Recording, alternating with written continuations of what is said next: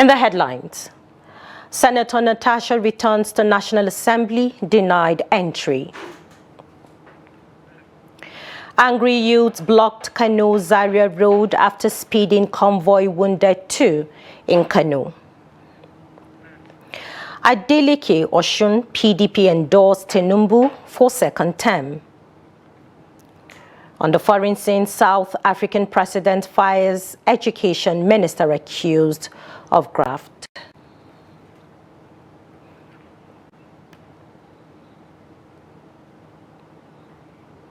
Hello and welcome to News Update on Trust TV. I am Maimuna Bagudu.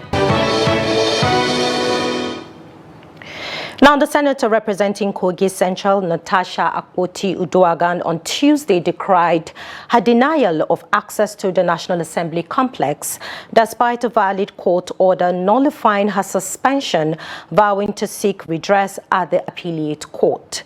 Natasha, who was suspended by the Senate earlier this year for 6 months, on Tuesday attempted to resume legislative duties following a ruling by Justice Binta Inyako of the Federal High Court in Abuja, which declared her suspension unconstitutional and ordered her immediate reinstatement. However, upon arriving at the National Assembly, security personnel at the gate blocked the Kogi Central lawmaker, sparking fresh controversy over the Senate's compliance with judicial directives. Speaking to journalists shortly after the incident, Akpoti-Uduaghan condemned the action as a blatant disregard for the rule of law and accused Senate President Godswill Akpabio of contempt. Letters that I would be resuming functions today. As a matter of fact, I'm disappointed on 2 grounds. One is the number of armed policemen that we met outside, all well kitted with guns, charged at a female senator who is unarmed with her people here, Patriotic Nigerians. And the second thing is the fact that the Senate, under the leadership of Godswill Akpabio, have decided to become lawbreakers, and by denying me entrance into the chambers to resume my duty. There's been some conversations in the media by his own team trying to twist the narrative that the judge did not order my reinstatement, and I'd like to clarify that. You see, pursuant to Section 318 of the 1999 Constitution, it is very clear that decisions of a court comes in 5 ways. It could be a judicial decree, it could be a sentence, it could be an order, it could be a conviction, and it could be a recommendation. Now, traffic was stilled on Tuesday on the ever-busy Naibawa axis of the Zaria Road in Kano after some angry youths blocked the road for almost an hour to protest against a speeding convoy that injured 2 passengers that were on board a tricycle.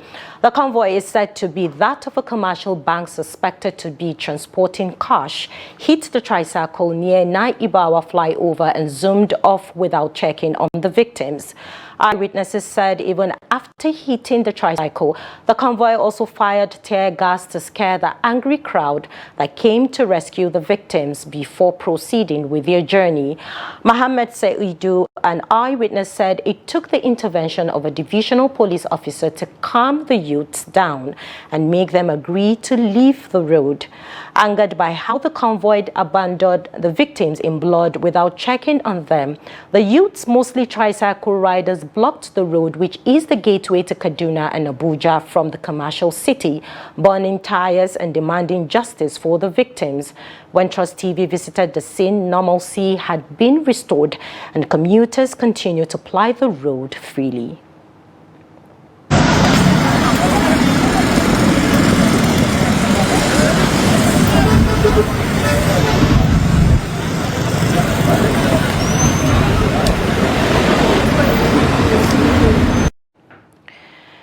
Now, the Nigerian's Minister of Humanitarian Affairs and Poverty Alleviation, Nentawa Goshe Yilwatda, has disclosed that no fewer than 3,160 persons have been displaced in Yelwata community of Benue State following recent violent attacks. The minister made this known during an interview on Tuesday, said the humanitarian crisis in Yelwata is one of several troubling situations currently being addressed by the federal government, including flood disasters, insurgency and child malnutrition, especially in northern Nigeria. Yelwata noted that following a directive from President Tinubu after his visit to Benue, the Ministry of Humanitarian Affairs carried out a needs assessment in the affected community of Yelwata. According to the minister, the humanitarian impact of the crisis has been devastating, with the destruction of homes, schools, shops, and sources of livelihood. He emphasized that the federal government cannot resolve these challenges alone and called for a collective response involving all stakeholders, including state governments, NGOs, and international partners. And now we move to Osun State, where the state chapter of the People's Democratic Party, PDP, has laid to rest the controversy surrounding the rumored defection of Governor Ademola Adeleke to the All Progressive Congress, APC, announcing that the governor remains in the party. The party in the states has also endorsed President Bola Tinubu for re-election in the 2027 presidential election. Now, these were contained in a communique issued at the end of Osun State PDP Leadership Caucus meeting held at Government House Osogbo on Monday and made available to newsmen on Tuesday.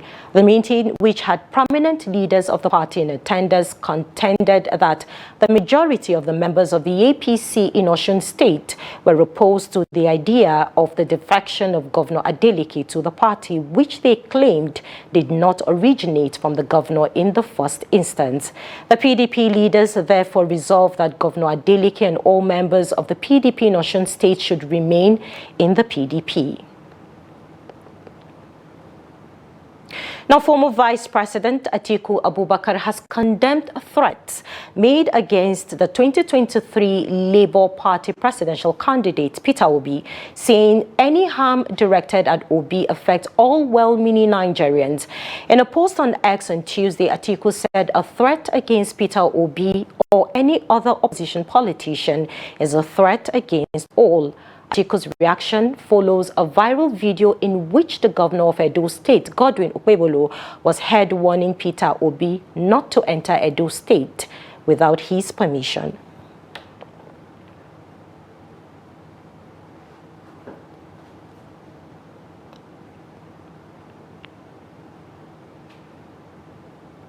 Now, the People's Democratic Party has labeled President Bola Tinubu a poor choice for Nigerians ahead of the 2027 presidential election. Speaking to journalists in Abuja, the PDP National Publicity Secretary Debo Ologunagba on Monday asserted that the party is the only one with the capacity to defeat President Tinubu and the All Progressive Congress.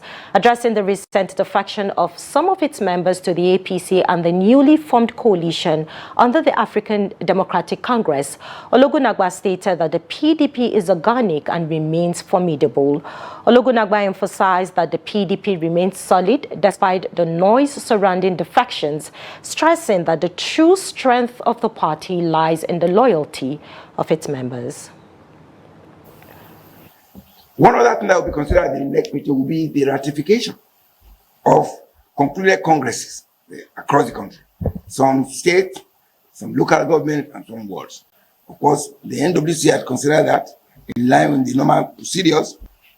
After the processes, they will have to present it before the NEC, the NWC, and of course the NWC will approve subject to ratification of NEC, and that of course will be available there. I need to brief you about the state of our party today, because that's, I'm sure that you're very strong. And we have started the process of recalibrating, coming together in unity, because the strength of this party is in the people across the country, in the local areas. And so it must be established that we're focused, we're recalibrating, we're united, and we're working together and working towards having a very successful national convention. Now, in a significant move, the People's Democratic Party, PDP, in Zamfara State has elected Mohammed Lawal as the party candidate for the August 16 Kaura Namoda South State constituency by-election. The PDP adopted consensus as the mode of primary election, which saw 3 other aspirants withdraw from the contest. Following their withdrawal, the chairman of the PDP primary election from Zamfara, Abdullahi Aliyu Sani, declared Mohammed Lawal Wuya as the election winner of the exercise. He described the process as peaceful, transparent, and in line with the PDP guidelines for conducting primary elections. I don't see it as any serious contest, because the people of Zamfara State, they are with PDP, as I said earlier. So it's just to go and just finalize what people have already decided. They are with PDP and we are winning this election. I don't see APC as any major opposition. Maybe if you talk about ADC, I can even maybe say something about it. But APC is not a problem to us in Zamfara State. Your message to people of Qatar South ahead of the election? My message for them is that they should come out on the 16th of August to vote for Mohammed Lawal Kuria, who is the consensus candidate for our great party.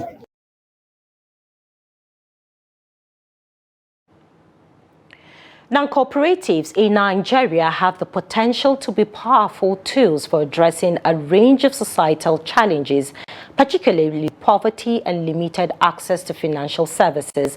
They also offer training programs and workshops to enhance members' financial literacy and entrepreneurial skills.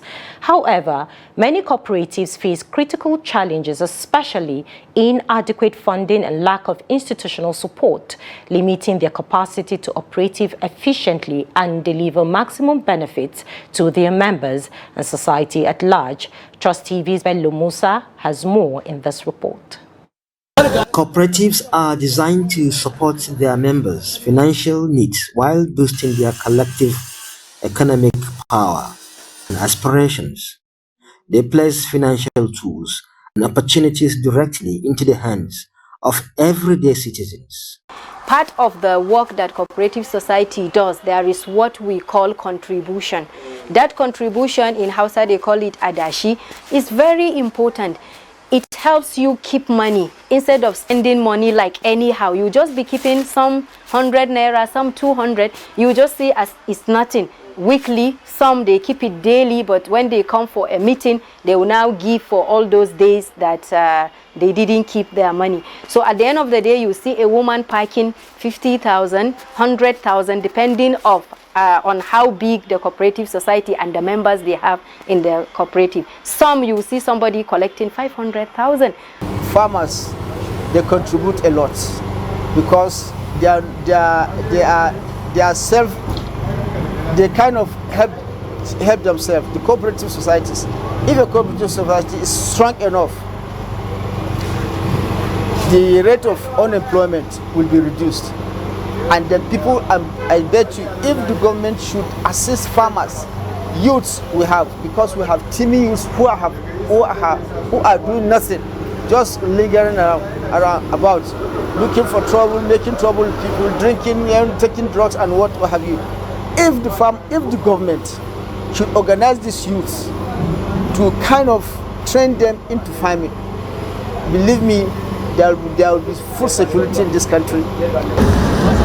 They believe forming cooperative society is a key strategy to reduce unemployment. However, sustainability remains a major concern due to limited funding.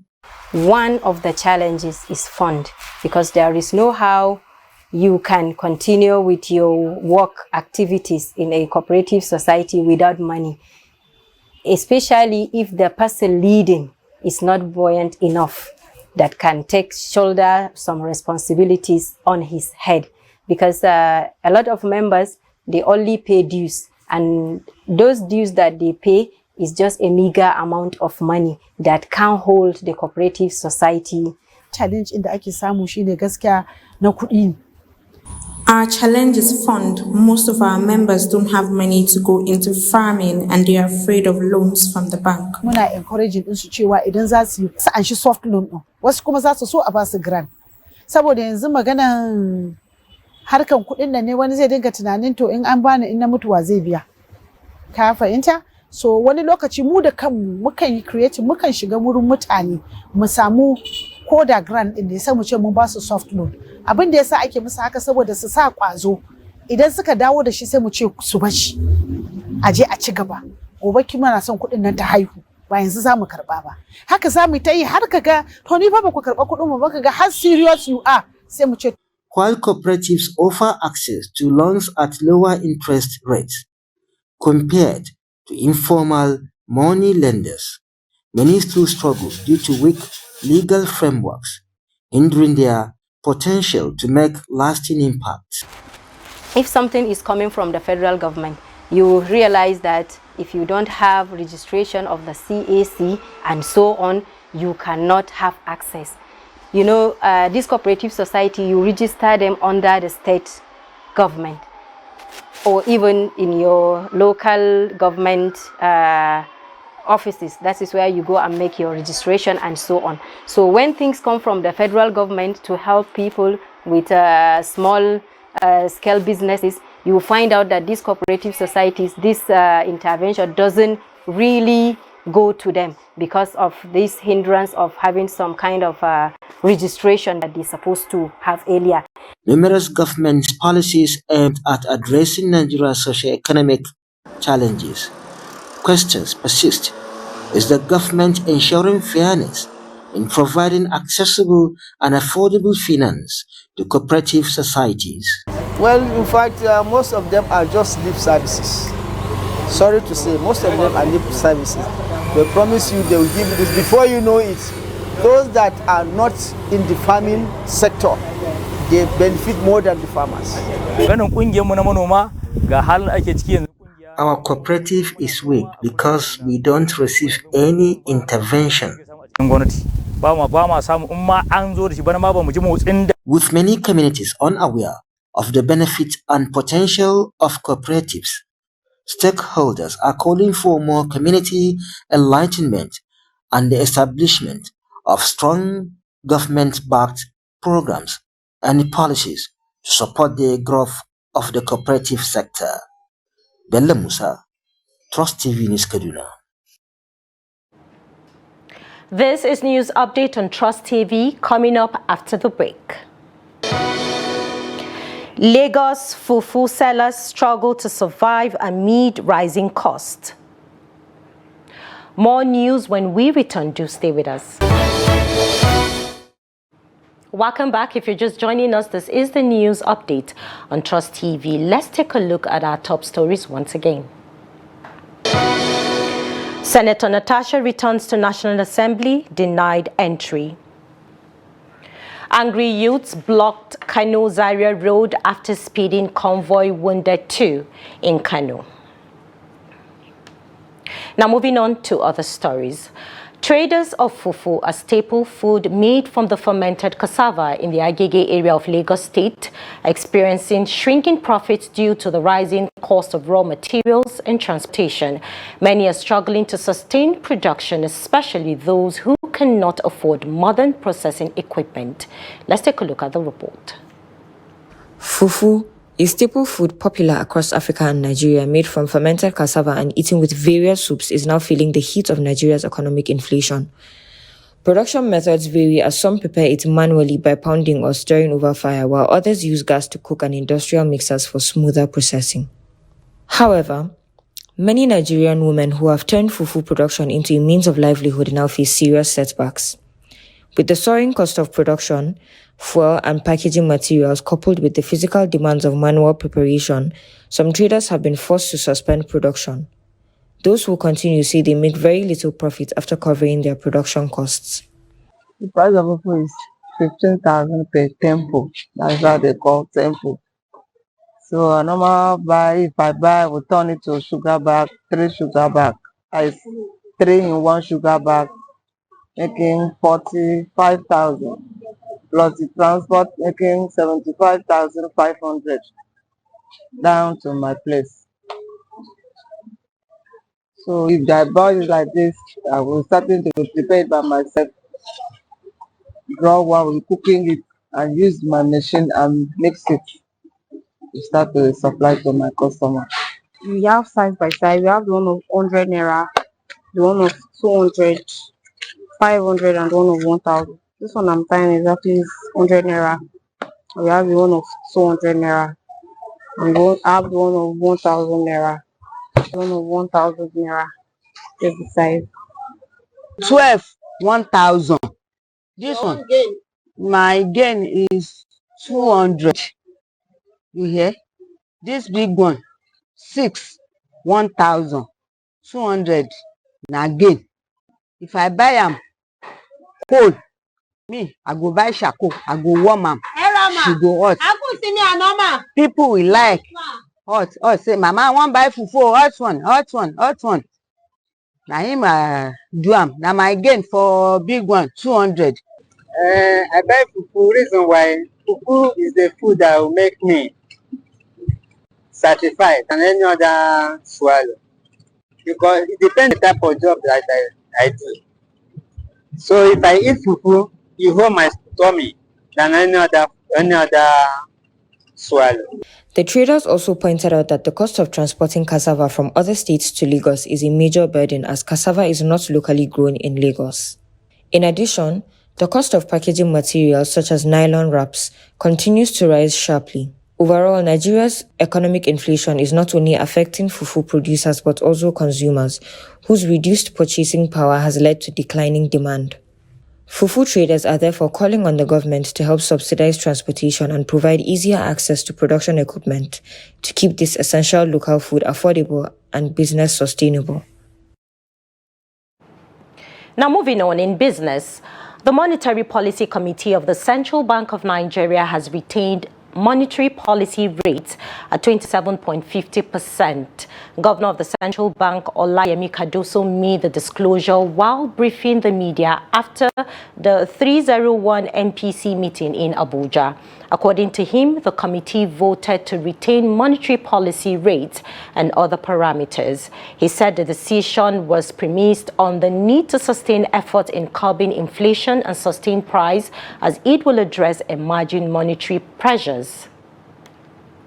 The committee decided to maintain the current monetary policy stance and hold all policy parameters constant as follows. 1. Retain the monetary policy rate MPR at 27.50%. 2. Maintain the asymmetric corridor around the MPR at plus 500 to minus 100 basis points. 3.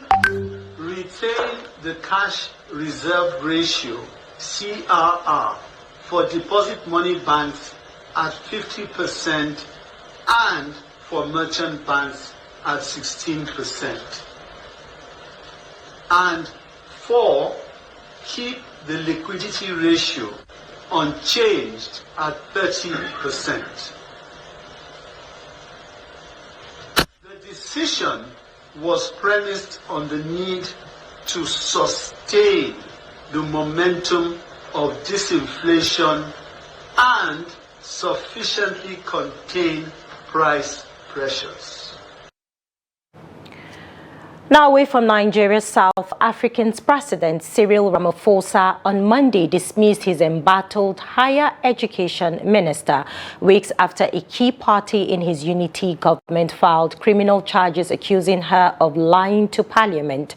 Ramaphosa has faced mounting pressure in recent months as several ministers from his African National Congress ANC party has been accused of corruption, deepening tensions within the 10-party ruling coalition. opposition. The second largest group in government, the Democratic Alliance DA, earlier this month filed a complaint accusing Minister Nobule Nkambani of lying to Parliament to cover up the fraudulent appointment of ANC-linked figures to Education Authority boards. The DA, which joined government after the ANC lost its majority last year due to voter disparity with corruption and mismanagement, has said graft had become standard practice under Ramaphosa's rule. It has also laid corruption charges against Human Settlements Minister Tembi Similani over allegations of fraudulent billing to the national electricity supplier, ESCOM. Ramaphosa also had to suspend his police minister on July 13 after bombshell accusations by a provisional police chief who alleged he had received payments from a corruption suspect and colluded with organized crime. And now in sports, Doha is bidding host the 2036 Olympic and Paralympic Games, authorities said on Tuesday, as the wealthy Gulf state set aside on yet another major sport event to diversify its energy-reliant economy. One of the smallest and wealthiest states in the Gulf, Qatar, had already hosted the 2022 FIFA World Cup. Should it be chosen, Qatar will become the first country in the Middle East and North Africa to host the Olympic Games, said Prime Minister and Minister of Foreign Affairs Sheikh Mohammed bin Abdurrahman Al Thani. President of the Qatar Olympic Community, Sheikh Jonah bin Hamad Al Thani, said Doha had made sport a central pillar of national strategy. The Games are meant to rotate continents every season. With the 2024, 2028 and 2032 editions set for Europe, North America and Oceania, there are high chances the 2036 Olympic Games will be held in Asia or in Africa, which will be a first. With that, we've come to the end of News Update on Trust TV. Do well to subscribe to our YouTube channel for more news. I am Maimuna Bagudu. Good evening.